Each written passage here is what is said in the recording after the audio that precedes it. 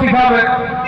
আমাদের বাউরি ঘরের ছিল, আমাদের মাহাতো ঘরের ছিল, আমাদের দাস ছিল, আমাদের মুচি ছিল, আমাদের ব্রাহ্মণ ছিল, হাতে ঠেকা নিয়ে গৌমাতার রক্ষা করবে। বিজেপি কি বলে? গরু আমাদের মা, গৌমাতার রক্ষা করবে আমাদের ছেলেরা।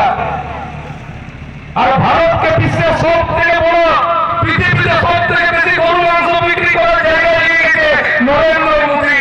পৃথিবীতে সব থেকে বেশি গরু মাংস বিক্রি করছে নরেন্দ্র মোদী।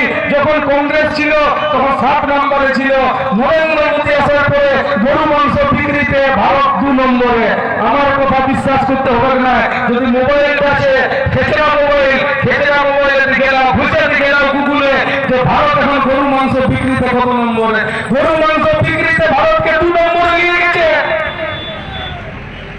বিজেপির নেতারা সৌদি আরব যে বলছে আমাদেরকে হালাল সার্টিফিকেট দাও, আমরা গরু মাংস বিক্রি করতে চাই। তখন হিন্দুত্ববাদীদের হিন্দুত্ববাদ জাগে নাই, তখন হিন্দুত্ববাদীদের গৌরব জাগে নাই, তখন হিন্দুত্ববাদীদের হিন্দু ধর্ম নিয়ে ভালোবাসা জাগে নাই।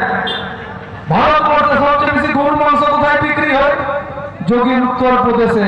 ডেলি 50,000 গরু কাটা হচ্ছে।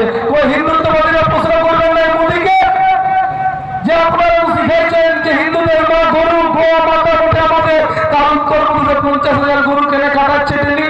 প্রশ্ন করবেন নাই। দ্বিতীয় কোথায়?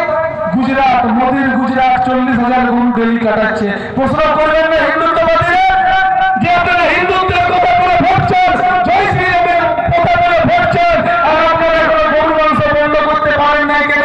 উত্তরপ্রদেশে 50,000 গরু, গুজরাটে 40,000 গরু ডেলি কাটাচ্ছে কেন? প্রশ্ন করবেন না হিন্দুত্ববাদীরা এই জয় শ্রীরামের সন্তানদের কাছে? বাংলাদেশের উপর খুব জলন নেই, বাংলাদেশের উপর খুব জলন। আমি বাংলায় মাকে